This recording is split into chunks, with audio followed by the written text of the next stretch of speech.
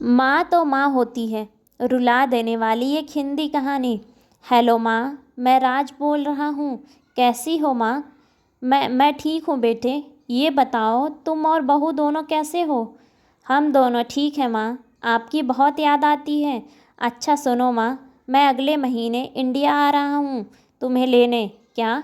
हाँ माँ, अब हम साथ ही रहेंगे। नीतू कह रही थी माँ जी को अमेरिका ले आओ, वहाँ अकेले बहुत परेशान हो रही होंगी। हेलो, सुन रही हो माँ? हाँ हाँ बेटे। बूढ़ी आंखों से खुशी की आंसुधारा बह निकली। बेटे और बहू का प्यार नस नस में दौड़ने लगा। जीवन के 70 साल गुजार चुकी सावित्री ने जल्दी से पल्लू से आंसू पोंछे और बेटे से बात करने लगी। पूरे 2 साल बाद बेटा घर आ रहा था। बूढ़ी सावित्री ने मोहल्ले भर में दौड़ दौड़ कर ये खबर सबको सुना दी। सभी खुश थे कि चलो बुढ़ापा चैन से बेटे और बहू के साथ गुजर जाएगा। राज अकेले आया था। उसने कहा कि माँ, हमें जल्दी ही वापस जाना है, इसलिए जो भी रुपया पैसा किसी से लेना है वो लेकर रख लो, और तब तक मैं किसी प्रॉपर्टी डीलर से मकान की बात करता हूँ। मकान? माँ ने पूछा। हाँ माँ, अब ये मकान बेचना पड़ेगा, वरना कौन इसकी देखभाल करेगा? हम सब तो अमेरिका में ही रहेंगे। बूढ़ी आंखों ने मकान के कोने कोने को ऐसे निहारा जैसे किसी अबोध बच्चे को सहला रही हो।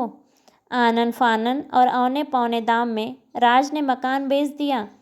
सावित्री देवी ने वो ज़रूरी सामान समेटा जिससे उनको बहुत ज़्यादा लगाव था। राज टैक्सी मंगवा चुका था। एयरपोर्ट पहुंचकर राज ने कहा, माँ तुम यहाँ बैठो, मैं अंदर जाकर सामान की जांच और बोर्डिंग और वीज़ा का काम निपटा लेता हूँ। ठीक है बेटे। सावित्री देवी वहीं पास की बेंच पर बैठ गईं। काफ़ी समय बीत चुका था। बाहर बैठी सावित्री देवी बार बार उस दरवाजे की तरफ देख रही थी जिसमें राज गया था, लेकिन अभी तक बाहर नहीं आया। शायद अंदर बहुत भीड़ होगी, सोचकर बूढ़ी आंखें फिर से टकटकी लगाए देखने लगी। अंधेरा हो चुका था। एयरपोर्ट के बाहर गहमा गहमी कम हो चुकी थी। माँ जी, किससे मिलना है? एक कर्मचारी ने वृद्धा से पूछा। मेरा बेटा अंदर गया था टिकट लेने, वो मुझे अमेरिका लेकर जा रहा है, सावित्री देवी ने घबराकर कहा। लेकिन अंदर तो कोई पैसेंजर नहीं है। अमेरिका जाने वाली फ़्लाइट तो दोपहर में ही चली गई। क्या नाम था आपके बेटे का? कर्मचारी ने सवाल किया। राज। सावित्री के चेहरे पे चिंता की लकीरें उभर गईं।